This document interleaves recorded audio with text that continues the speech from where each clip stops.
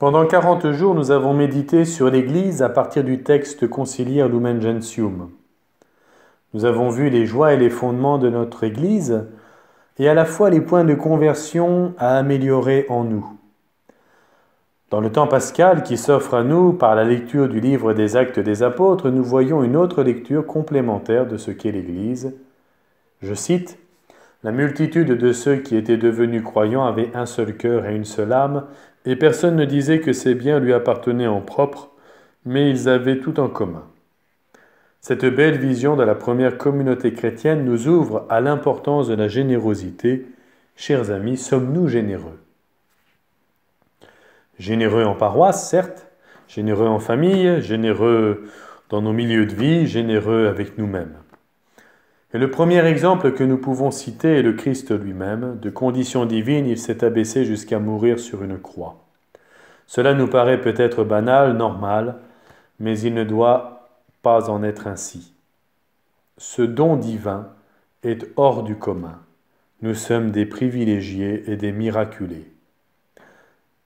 C'est important de nous le rappeler de temps à autre afin que notre foi ne devienne pas une routine. Regardons comment Dieu est généreux avec son peuple dans la Bible.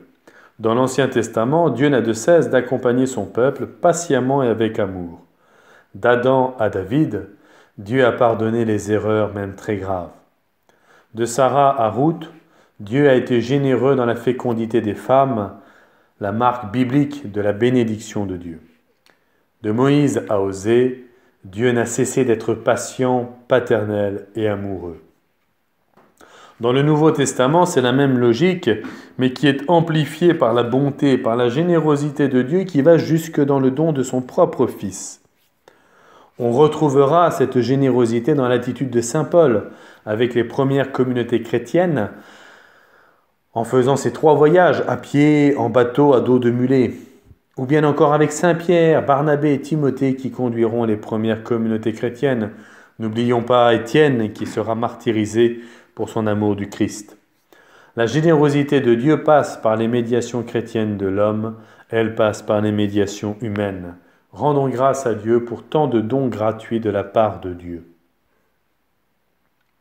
L'évangile que nous avons écouté nous montre une figure de Thomas, quelque peu incrédule.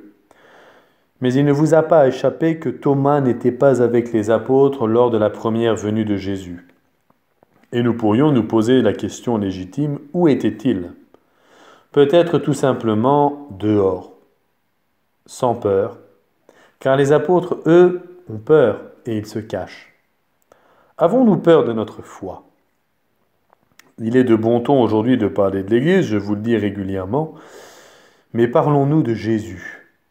Dans cette période pascale, c'est bien un appel à la mission que le Christ nous donne, l'appel à tout baptiser, et bien d'annoncer Jésus. C'est avec une grande puissance que les apôtres rendaient témoignage à la résurrection de Jésus, et une grâce abondante reposait sur eux tous, nous dit la première lecture. Enfin, rendons grâce à Dieu pour cette belle semaine sainte, belle, bien célébrée et paisible. Nous avons donné et montré un beau visage de vie chrétienne plongé dans le mystère de Dieu.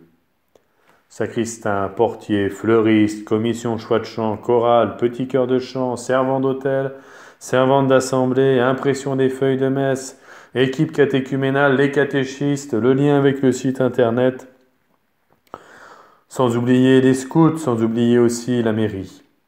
Tout ce petit monde participe bien entendu à la beauté de la liturgie extérieure mais aussi intérieure, par leur engagement de cœur et de foi, car c'est bien pour le Christ que nous œuvrons tous ensemble. Chacun avec ce que l'on est, chacun avec ses spécificités, chacun à sa place dans le respect des uns et des autres, dans le respect de la loi, dans le respect du vivre ensemble, mais c'est bien ensemble que nous édifions cette belle communauté chrétienne. Puissions-nous continuer la route à l'image des apôtres, tout joyeux d'avoir revu le Christ, d'avoir reçu le Christ, et d'en témoigner.